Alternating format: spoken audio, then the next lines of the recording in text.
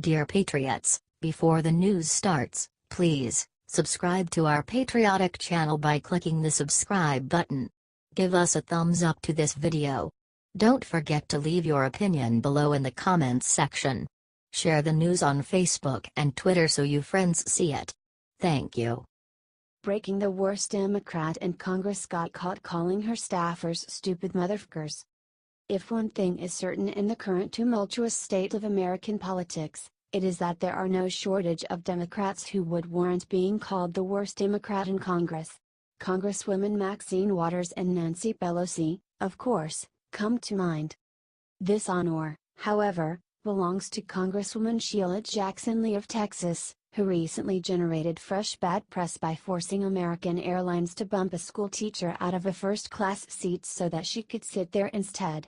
According to people who have worked for her, Rep. Lee treats her own employees just as badly as she did this teacher. According to a report, Rep. Lee repeatedly calls each of her workers a stupid motherfucker. These are apparently not isolated incidents. An ex-staffer said that this happened all the time. One more former worker recalled when her parents paid a visit to the nation's capital. Said the ex-staffer, "They were really excited to come to the congressional office. They're small-town people, so for them it was a huge deal. They were actually sitting in the main lobby waiting area." Rep. Lee came out screaming at me over a scheduling change. Called me a stupid idiot. "Don't be a moron, you foolish girl," and actually did this in front of my parents, of all things. Another former employee talked about how she called Rep. Lee to ask for a meeting to learn how she could best serve her. Sheila apparently replied, before hanging up, "What? What did you say to me? Who are you, the Congresswoman? You haven't been elected. You don't set up meetings with me. I tell you. You know what? You are the most unprofessional person I have ever met in my life. Do you think Sheila Lee is the worst Democrat in Congress?"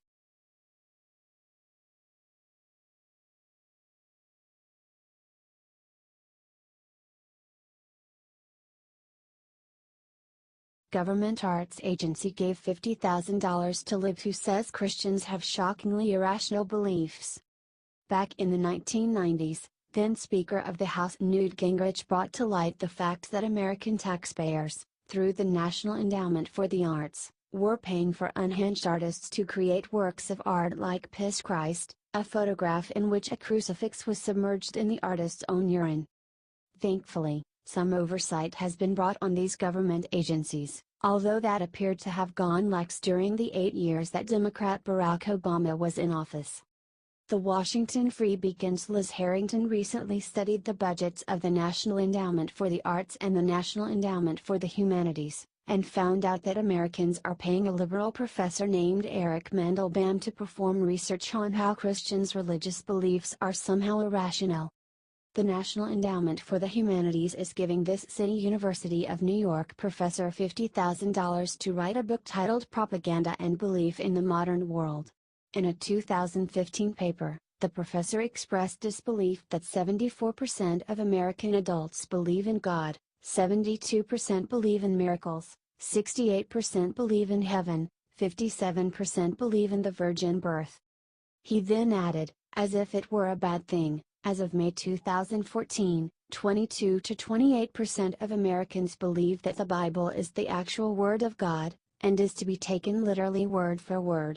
He then said, idiotically, "People hold shockingly irrational beliefs. Do you think it's awful Americans are giving money to a man who thinks we are shockingly irrational for being Christians?"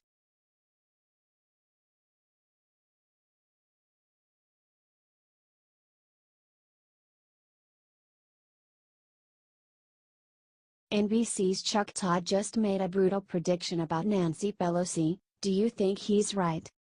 One thing that Republicans and Democrats can both agree on is that outsider President Donald Trump has succeeded during his first year in office at shaking things up in Washington, D.C.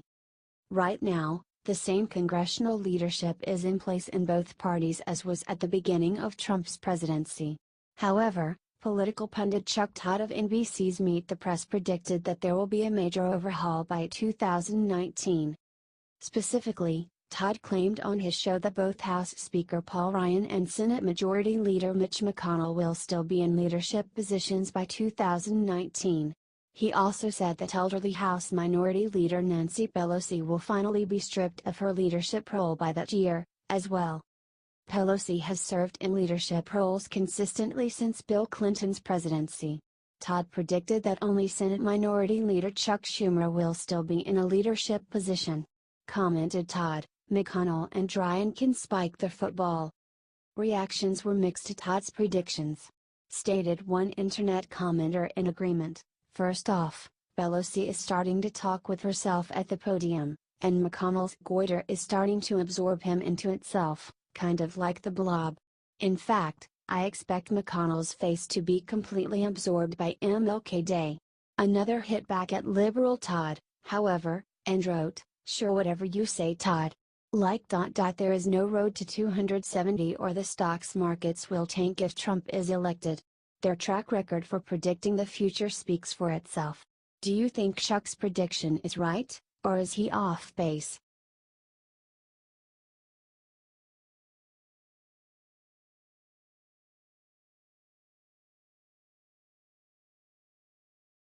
New York Times writer just said Trump supporters are terrorized toadies.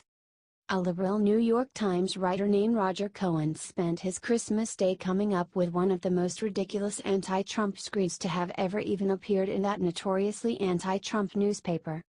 Cohen called the White House of President Donald Trump Turkmenistan on the Potomac and then claimed that Trump's backers are terrorized toadies. Wrote Roger, "If this is America, with a cabinet of terrorized toadies genuflecting to the great leader, a vice president offering a compliment every 12 seconds to Mussolini's understudy, and a White House that believes in alternative facts, then it is time to keep your head when all about you are losing theirs." Cohen then got mad at Republicans for liking a Republican president, as if Republicans are not allowed to admire others in their own party. He wrote, "If this is America, less than a year into the Trump presidency, yes, if this is still America, where Representative Diane Black, Republican of Tennessee, thanks the great leader for allowing us to have you as our president, and Senator Orrin Hatch, Republican of Utah, says Trump's will be the greatest presidency maybe ever." He then tried to use George Orwell to accuse Trump of being a Nazi, saying, "If this is America, where the great leader wants you to believe that 2 + 2 = 5, and would usher you down his rabbit hole, and struggles to find in himself unequivocal condemnation of neo-Nazis."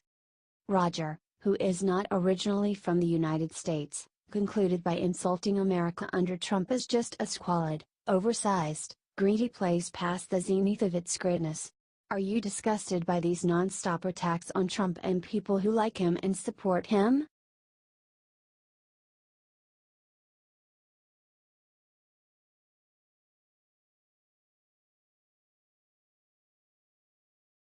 Reno Bill Kristol is spreading a brand new lie about Trump without anything to back it up. One of the worst developments in the political establishment's prolonged effort to discredit outsider President Donald Trump is the fact that establishment Republicans have been perhaps even nastier toward Trump than Democrats. In yet another example of how Republicans in name only have been smearing Trump, so-called conservative Bill Kristol, who is editor-at-large at the Weekly Standard, recently baselessly asserted that the president is working to shut down special counsel Robert Mueller's investigation. This is despite the fact that Trump has stated very clearly several times that he has no intention of doing so. Said Kristol to host Andrea Mitchell during a recent appearance on MSNBC's Andrea Mitchell Reports, "The president hates the investigation. He fears it, and he wants to shut it down or curb it as much as he can." Kristol of course cited no evidence for why this is true. He went on, "It may be that he intends to fire Mueller. Trump is trying systematically to discredit the FBI, and he's doing so by attacking individuals, by attacking the whole organization, by saying the whole thing is a witch hunt. I think he fears it and wants to end it as much as he can." Kristol also took the opportunity to knock Republicans who actually support our Republican president. Claimed Bill absurdly, "They're being used by the president. They're playing into the president's hands. They're being allies to the president in something that I think will do a lot of damage to the country. I think the president knows he has something to worry about and is doing his best to fight back. Do you think Kristol deserves to get kicked out of the Republican Party?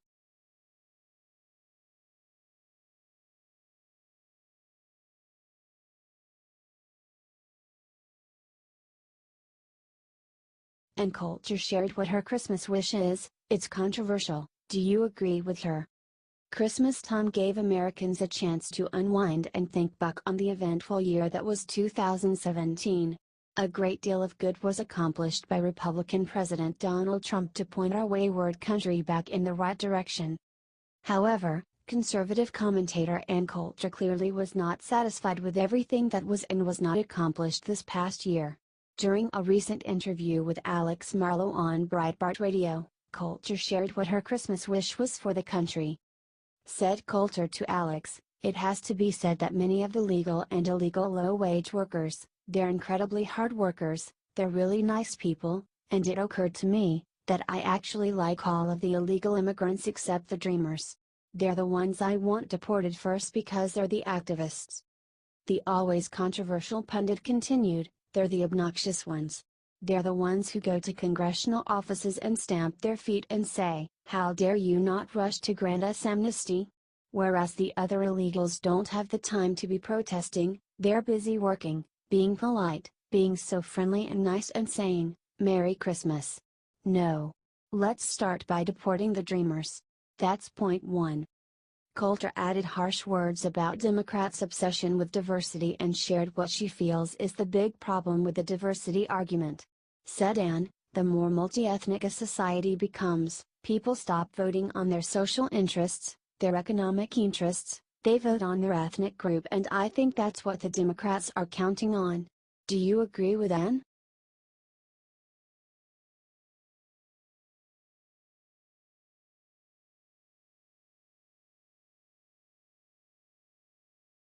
Breaking: huge star just cancelled Israel concert to send Trump a message, "Will you boycott her?" It is frankly pathetic that liberal entertainers actually think that they can influence global policy just by acting like divas. However, this crowd recently sprung into action in the wake of President Donald Trump announcing that America recognizes that Jerusalem is Israel's capital and pledging to move our embassy in Israel there. Many left-wing actors and singers have spoken out against the move, the most recent being 21-year-old pop singer Lorde, who is not even an American. The New Zealand native best known for the hit single Lorde apparently caved to pressure from an anti-Israel group called Boycott, Divestment, and Sanctions, BDS, and decided to cancel her upcoming concert in Tel Aviv, Israel. Said the singer about her decision, "I've received an overwhelming number of messages and letters and have had a lot of discussions with people holding many views, and I think the right decision at this time is to cancel the show." Thankfully, the backlash against the best-selling singer was swift, as people were clearly unwilling to support someone taking such an extreme anti-Israel stance. Commented Roseanne Barr-Cutley on her Twitter account, "Boycott the spigot." Said one commenter on Lorde's Facebook page in response, "Anyone that will play in Russia and not play in Israel based on alleged human rights concerns is either ignorant or anti-Semitic." Added another, "To recap, artist from country built on colonialism and land theft has zero qualms playing in Russia or the Vatican, but refuses to play in a state built by a returning indigenous people. Do you think Lorde deserves to be boycotted for this?"